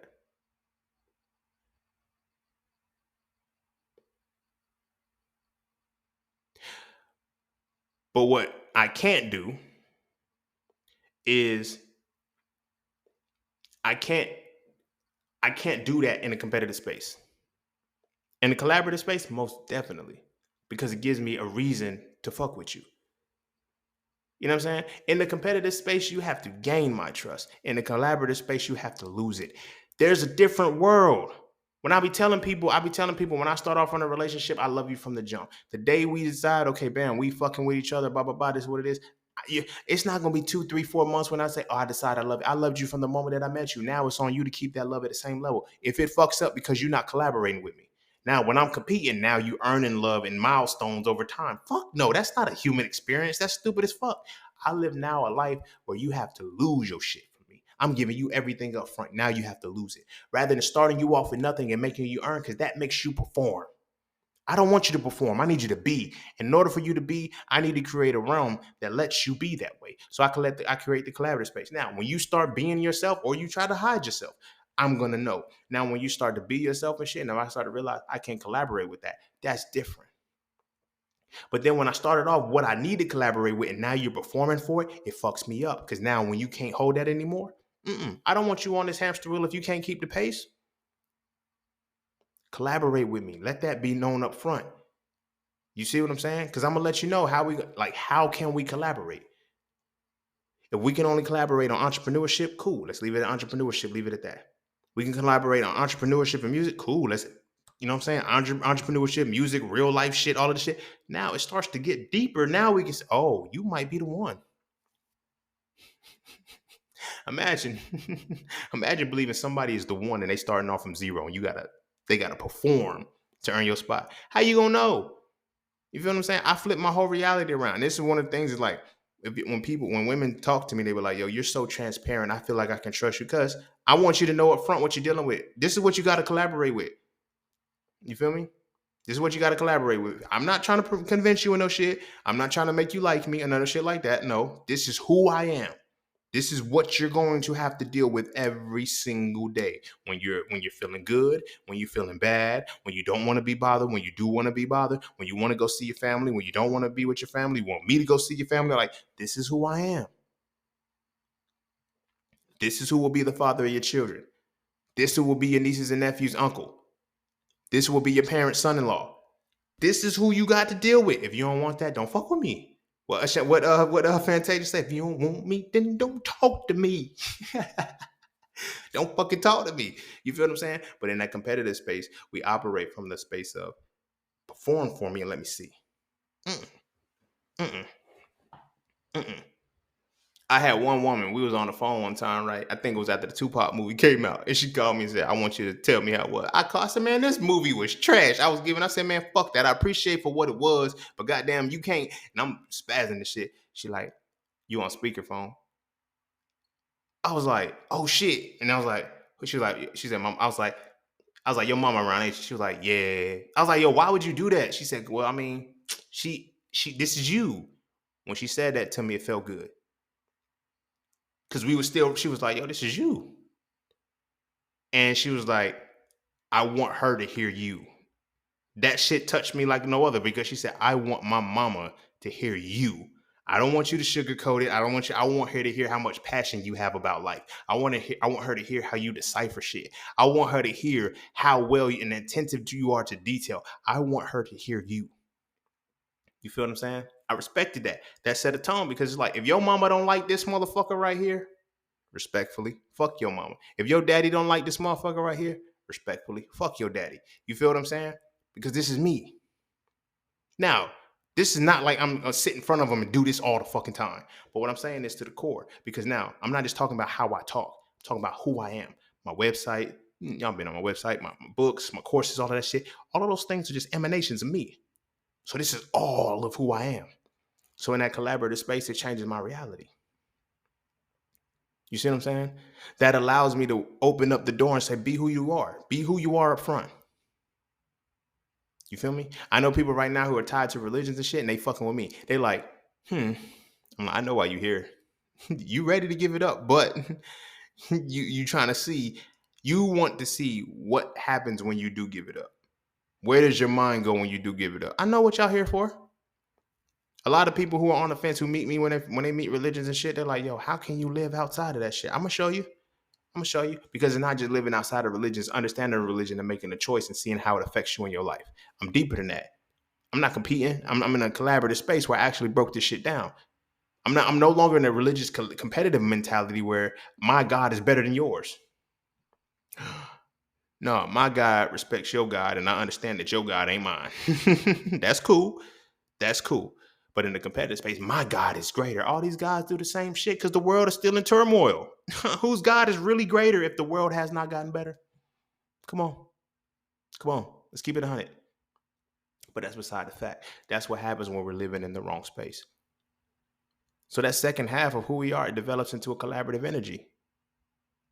We no longer want to compete. We no longer, that's why you want to stay out the way. You just want to settle down. You just want to get with somebody. And the thing about settling down is that we don't realize that settling down means that we want to finally get into our creative space. That's all that means. Get into a space where I can comfortably be creative, right? That's why we go to work. That's why we go to school. That's why we do all these things. So we can get the job so we can solidify a little pocket of time for ourselves where we can be creative, where we can do what we want to do. But then when we're in a competitive space, we don't get that motion because, oh, we're boring. Oh man, we need to go have a fun date night. We have to go do this. Like when you're in that competitive space, like you have to have date nights. You have to all of the shit. When you have collaborative space, when you're in that, I'm not saying in the collaborative space, you're just going to stay in the crib all the time. But no, I no longer have to plan date nights. I don't have to plan shit because now I know you and you know me. Our truest essence is on display at all time, and we're able to collaborate with that shit. We're gonna say, hey, fuck it, let's go here, let's go do this, let's go do this. We're not always trying to figure out what the fuck has to happen or be in the know. What's popping this week? Where's the party's gonna be at? I don't give a fuck about no motherfucking party. I'm working on, y'all get first dibs on this. I'm working on a new song right now. It's called 30s, right? And the hook is basically, I'm still working on the hook, but so far the first parts of the hook is in my 20s, something about in my 20s, I was bar hopping. In my 30s, I'll be island hopping. You feel me? Because I'm looking at it from the perspective of like, yo, how in the competitive space, because people's always minding other people's business. Now they have to focus on what does everybody else want me to see? What does everybody else want to see? Oh, let me go travel so I can post some pictures and shit for social media. No, let me go travel so I can go fucking learn something. I'm talking about plans to do shit like okay, let's go to Mexico. Not Mexico. It's too close. Let's go to Puerto Rico. For what? What are we going to Puerto Rico for? To send us? No, I want to go to Puerto Rico so I can speak to some Puerto Rican people in Spanish so I can tighten up on the Spanish I'm learning. Huh? Why would you want? Don't ask no fucking questions. Like this ain't no. I'm not, because again, I'm not competing. I'm not going to Puerto Rico to take. I'm going for a reason. When I go, it's to intentionally see if I can work on my Spanish. The fun shit is gonna happen. Okay, cool. But I'm wanted because now that's who I am as a person. My collaborative, like that's who I am as a person. I like learning, like enhancing my mind. You feel what I'm saying? So you can fuck with that. You can fuck with me.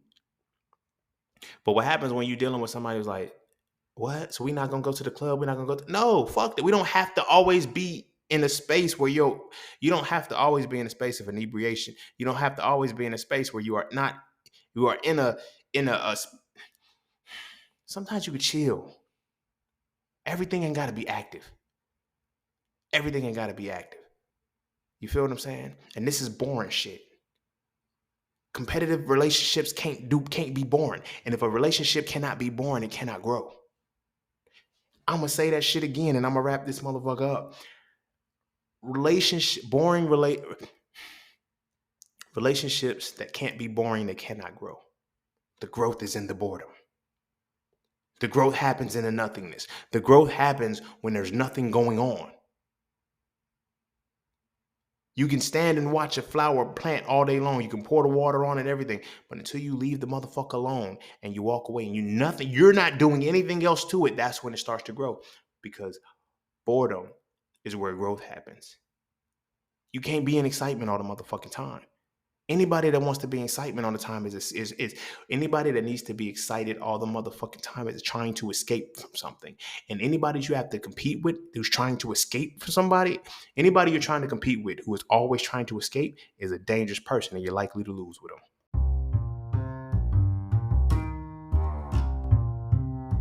And don't forget to check out Cafe Clothing, formerly Just Scenes merch. Get all of your intricate designs crafted specifically for the melanated being to develop a positive imagery within self and to have a little bit of fun in the process. From the peace, love, knowledge, and freedom to the dead horses and water designs, all of the styles are crafted for the imagery to make you feel as you're supposed to feel.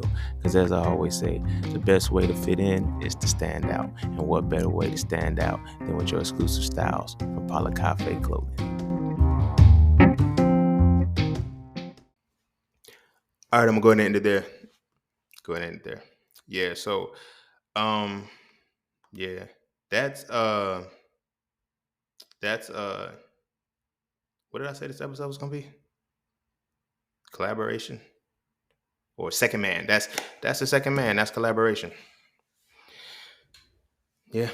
That's collaboration. We need to switch our mindset to our relationships, bro. Like you are at the point right now. If you've already been heartbroken, you've already gone through. You're probably at the point right now. You collaborate. You thinking, you trying to, man. My life boring.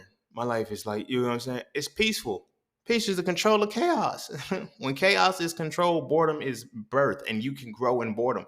When you are with a motherfucker who can be comfortable being bored with you, that's cool. I'm not talking about a boring motherfucker. There's a difference between being involved with a boring motherfucker, because boring motherfuckers don't do shit.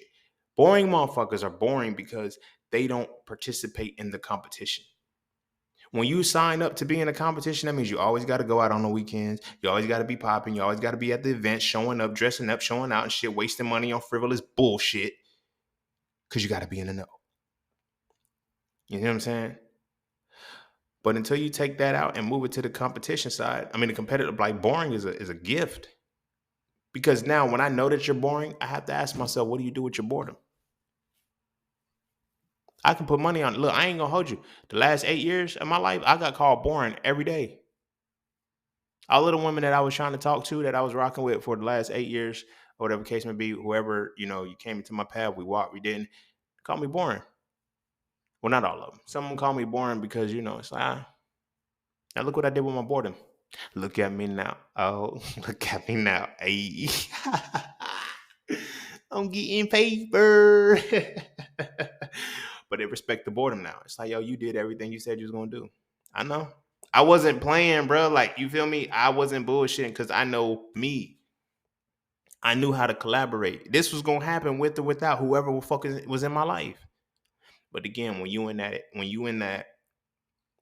competitive space, motherfuckers can't be born for a reason. Motherfuckers gotta be, oh no, you need to be doing something. You need to be like, nah, bro, I'm building. I'm building. Let me build. Let me cook. Let me cook. Now this shit's cooked. Motherfuckers want to taste. Y'all wasn't, you feel me? When I was measuring out the fucking ingredients and shit, it was different. But again, that's one of the things that kept me sane. I would have quit if I would have still been in a competitive space for the mentality. I would have quit a long time ago as an entrepreneur. Not that I wasn't winning, but it wasn't fast. I would have quit a long time ago because the competition, I wasn't showing myself. Like nobody knew who I was. Like I would have needed the fame. I would have needed all of that shit for my ego. When I focused on my great granddaughter, my ego was gone. My internal collaboration was solely for the benefit of my great granddaughter. Nothing was for me anymore. I didn't give a fuck about making money for myself. I didn't give a fuck about making money for nothing. I didn't give a fuck about, showing off for social media and that shit. I made the motion to make sure my great granddaughter will be good for life. That's what I stuck with. So now when I'm dealing with women who just, I want to stun on these hoes. Nah, man, I want my great granddaughter to stun on these hoes. I don't give a fuck. I already stunned on these hoes a long time ago. I don't need to glow up. Like these things that people have to go through and shit, this is all competitive shit. I ain't had no motherfucking glow up. You feel me? I'm not knocking it because, some people, we have to go through those ugly duckling phases as they call them. But again, that's all in your own perception. I never had that. I never had that feeling that I was ever not in the competition. And because I never felt like I was never not in the competition, I stayed in the competition. You feel what I'm saying? But when you have people who in middle school back then they didn't want me now, motherfuckers who didn't have nothing from high school, even in college and shit, niggas literally had to glow up. Now they getting all kind of attention that they never had before, and now they can't lead a competition alone because they didn't have it when they were supposed to. You see what I'm saying? I'm at the space of collaboration because I done beat the competition several times over. I ain't worried about this shit no more. You feel me? The glow up and the shit, like as men, we don't need that anymore. Our glow up, our true glow up is when we transition into the second man. Matter of fact, I ain't even gonna say that's the glow up, that's the glow in. You got your glow up and then you got your glow in. Now I did have to go through the glow in because from being in the space of always being that dude, shit is different because now you have to perform. And then when you don't have to perform, you ain't got to do shit. You feel me? You know, man, I done got so many women's numbers and shit just from them. Oh, you so fine. I know. I know. You just want to look at me here, tell give me your number. FaceTime me. Women like looking in my eyes. I got long eyelashes and shit. Women love the shit. I know this shit. I know the competition, and I know it's not fair. So I don't compete no more. I'm telling y'all should be lucky I don't. But in the collaborative space, it's like flattery don't work for me. I'm around women who, again, in the competitive space, they're telling you, ladies, you gotta affirm your man. You gotta tell your man he's doing it. A collaborative man already knows. What you gonna tell me I already know? Tell me something I already know. Oh my gosh, you're doing so good. I know. Oh my gosh, keep I know. I know. That becomes arrogant to some people when you tell them, I know what you're flattering me on. That's not arrogant. I'm just letting you know that I see through your bullshit and I see what you're trying to do. Because in the collaborative space, the only way I could be in the collaborative space is if I'm certain within myself. So everything you speak about me, I know. You know why? Because I'm projecting it. All you're doing is telling me what you see about me, which is what I'm intentionally trying to show. Oh my gosh, you're so nice with words. I know. Relax, you ain't got. I done wrote 4 books. I've been rapping since I was 12. I've been putting words together. Every caption that I write captivates motherfuckers. You don't have to. I'm not. You don't have to tell me I'm nice with words. The universe already confirmed it several times over in different mediums. You feel what I'm saying? Speaking of, it's a crazy twist of fate. One of my high school teachers, she was my high school English teacher. I'm gonna say this, I'm gonna wrap it up. So my high school English teacher, she seen one of my ads for Frail. And she commented on the ad and she was like, about time. So I was like, huh? She said, I knew you were a writer she said, I knew you was a writer since you took my class. She said, it's so good to see you actually have published work out. I said, you knew? She said, yeah. I had another teacher who knew. She was like, we had a senior project where everybody, you had to do pictures and shit like that. She was like, if you don't have pictures and shit, because I don't take pictures like that. She said, just write words. My words are so potent, I still got 100. I didn't have a single picture in there. She said, oh my gosh, your storytelling is so funny. You are so good with words. You know exactly how to capture an audience. You're such a good writer. So when a motherfucker come and tells me you're such a good, I know, not because of my teachers, not because of that, because I know me, I've already confirmed that within myself. I intentionally write. That's a part of my gift. So now when I collaborate with that shit, nobody can tell me whether I'm good or bad with it anymore because I'm not competing. I remember when I used to rap and motherfuckers used to try to say, oh, that was trash. No, it won't. No, it won't. Like, I would diss a motherfucker just for trying to diss me and be funny. Because I know you don't comprehend what I'm saying. You feel me? I got a jam session. I got to re-record it when I do it because, I'm transitioning. But in the jam session, I was saying, you say it's only hot because I be spitting it fast and you're not like other people who be kissing my ass. But insert my laugh right here, haha. If you couldn't keep up, say that. But just for you, I'm going to slow it down with the hope that you could decode it now. You feel me? It's like, don't play. Like, I know. I don't like nothing. It's if you can't acknowledge the very creation that you are because of humility, you are in a competitive space and you're losing. Be in the space where you're supposed to be exalted. When you are in the collaborative energy, when you are in any collaborative relationship, you will be exalted.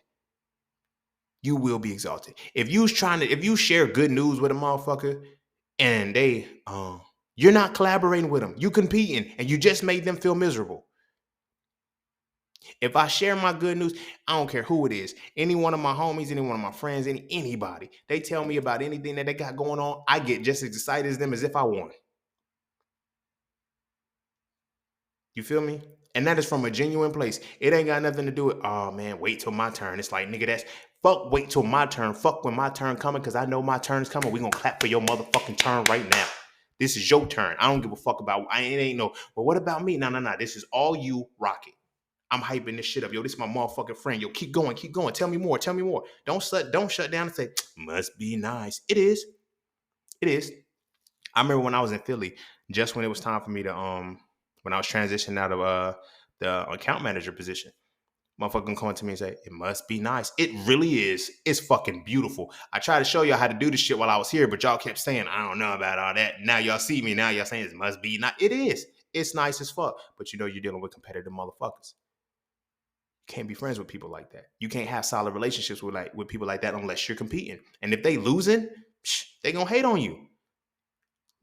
Haters don't motivate haters. I can't fuck with haters. I can't fuck with none of that shit. That's why I fuck with a collaborative relationship. All my relationships are collaborative. My friends, my family, everything. And if we cannot have a collaborative relationship, I just don't say nothing to you. Motherfuckers be thinking I'm acting funny and brand new. No, I just don't compete anymore. That's the only competition I can have. That's the only relationship I can have with you. I don't want a competitive relationship because I'm gonna win. I already won. Like, I mean, no funny shit. Like, what are we comparing? We're comparing you to me. I would never be you. You would never be me. But if we're trying to be me, I'm gonna win every time. The fuck? Like seriously, sit with that. Like, sit with that for a second. In the world of competition, the only thing that you really compete is them against you, and the only thing that you can be is you. Only thing they can be is them.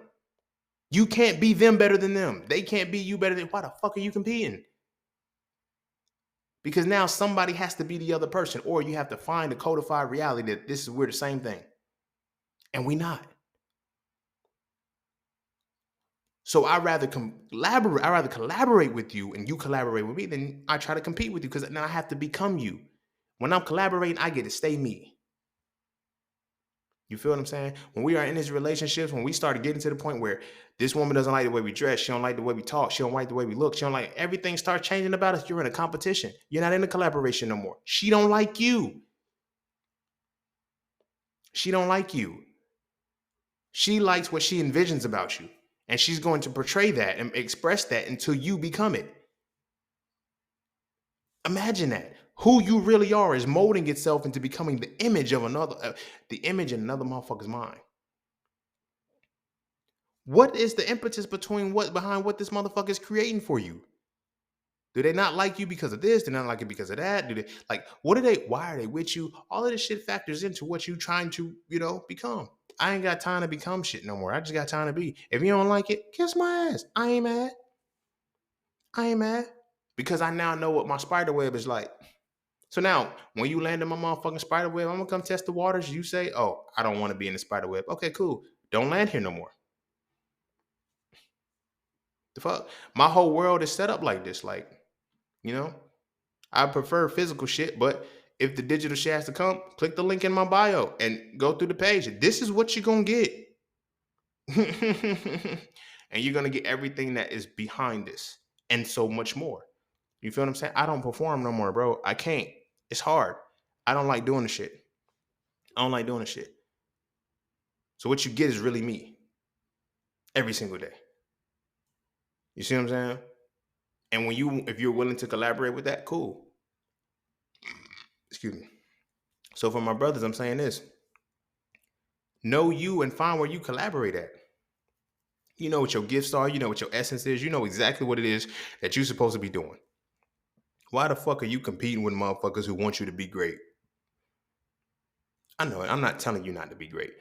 They're telling you to be great according to competition. What does that greatness look like? 6 figures, a high value man. Oh my gosh. A 6-figure high value man to a woman that don't even know how to talk to a motherfucker with high value. A motherfucker don't even know how to talk to a man that has 6 figures because she's never been in a competition with that shit. She's never collaborated with a motherfucker that had 6 figures. She's only seen the competition that's saying that this is the type of man that you need to be. What you think's gonna happen with that? I get it. Ideally, a woman could want that man that has 6 figures, but can she collaborate with it? Because that's what's gonna fuck you up. Those are things that I had to learn early on in entrepreneurship. Women that wanted to be, excuse me, women that wanted to be on some boss shit. You feel me? But then want to put in the work to be the boss. We not gonna collaborate well. You gonna squander a lot of my money. You gonna fuck up my money, and then we gonna have a bigger problem. Because I'm asking like, okay, because I'm looking at it like this. Okay, I got this. I'm laying out this. I'm building that shit. You just got a job. Who's carrying the load? Well, men are supposed to, in the competitive world. In the competitive world. You're not my child, and I'm not competing. You are my equal, and we're going to collaborate. What do you have to collaborate with me? Nothing?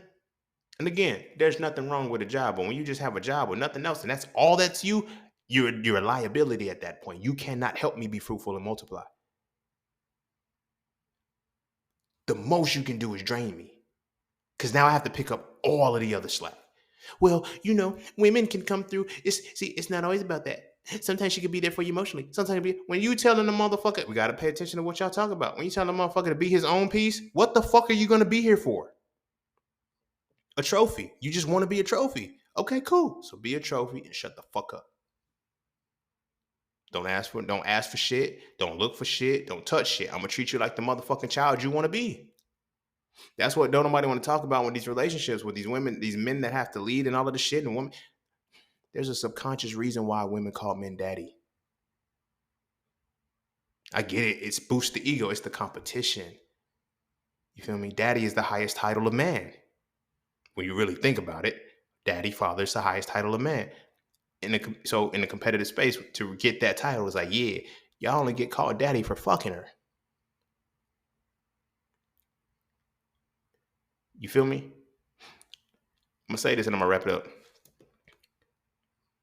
I've had sex with women who sometimes they call me daddy. Sometimes they call me Racing. It always hit different when they say my name. I always hit different when they say my name. Because when you say daddy, it's like, you already got one of those. You're supposed to. You feel me? And you know what I mean? But then when they call your name, they speak it directly to you. They're not giving you a title. They're affirming who you are. It's different. And it's more so because, in my opinion, I feel like that's more collaborative energy than competitive energy. Because now I'm hitting it, and I'm like, yeah, nigga, she calling me daddy and shit. I be having to call him daddy. Nigga, she calls my name. It hit different. If you've ever had it, you know what I'm talking about. If you've ever felt the difference between being called daddy and then having your name called, it's different. It hit different. It hit your ego different. Because one of them hit your ego, the other one hit your self-esteem. And ego and self-esteem are the same thing, just opposite sides of the same coin. But the other one, it strokes your ego, but the other one, it verifies you. It exalts you because it's like, yeah, I'm doing it. I'm that. I'm him. And you call your name, right? That's because it's collaborative energy. That's the right now you're not taking that top spot, right?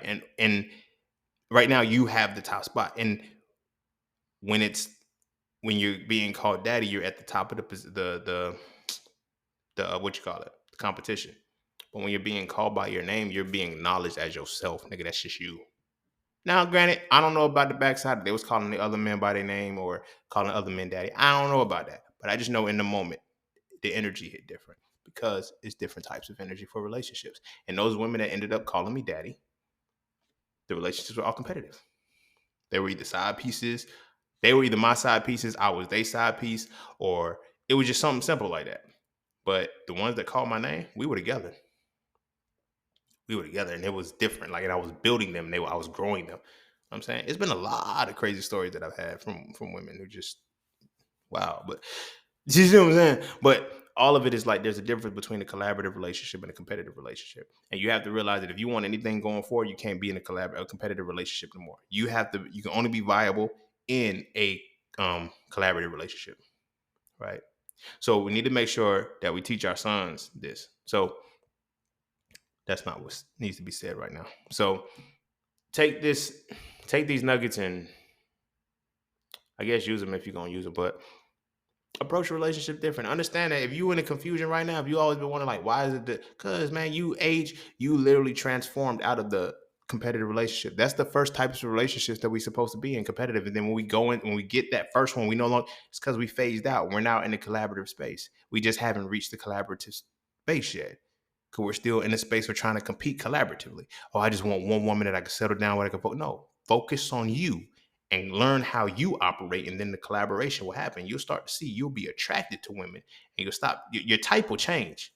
Can I still get the baddies that are 24, 34? Yes, I can still get the baddies. That ain't nothing. But I'm not attracted to the bad bitches no more. Now, if she just so happens to be in alignment with my collaboration and she a bad bitch, that's different. But the collaboration is different. Because it's not competition anymore. I'm not competing anymore in any of these spaces no more. No relationship. It's not collaborative. So we can build the best out of each other rather than having to stay at a certain level. You see what I'm saying? And hope that we can maintain position. Now, I'm always gonna maintain position. That's the easy part. Now I just gotta figure out who the fuck I can maintain position with, and who's willing to maintain position with me. So I'm gonna go in there. Go kiss your babies and make sure they eat their vegetables. And our sons, we can go ahead and we can teach them early to understand the difference between competitive and collaborative relationships, and then prepare themselves for that first heartbreak they're gonna get. You're going to get it because the first heartbreak is going to teach you to stop playing a game and get out of the competition and say, now it's time to collaborate. And it's going to send you into the archives to study and learn yourself. Don't teach your sons to go into the rebound and just say the best way to get over somebody is to get under somebody else. Tried that. Doesn't work. They're going to keep going into the competitive space and keep living it and living it and living it and living it until it keeps failing and damaging them. Then by the time they are able to collaborate, they don't want to collaborate with nobody. If we can learn this early, man, we could change a lot of shit. We could change a whole lot of shit. But we just got to be intentional with it. We got to make sure our boys are good and our boys are on point, and make sure that they know that you're going to go through these 2 points. You're going to have the competitive relationship and you're going to have the collaborative relationship. If we can teach them to spot the collaborative relationship earlier, we'll be good. Our girls will be treated better. Our women, like, that's it. That changes the game. Collaborate with each other and stop trying to compete for each other. Simple. Because we think we're animals and we not. Motherfuckers, the mating rituals and shit like that. We're fucking humans. Humans don't compete. They collaborate. That's every other animal is supposed to compete for survival of the fittest. We're the only motherfuckers who's designed to collaborate because we have to keep the world alive. We have to make sure these animals can still compete in their natural habitats and shit. But we out here competing like these motherfucking animals and wonder why we going extinct and shit. And motherfucking bullshit keep happening because we're not collaborating to make the world run. And just like I said on the previous episode, because we let families run the countries, families that are willing to collaborate to make us compete to keep them funded. Make sure our babies break this motherfucker cycle. Go kiss your babies. Make sure they eat their vegetables, and I'm going to see y'all all on the next one. Peace, love, knowledge, and freedom. I'm out.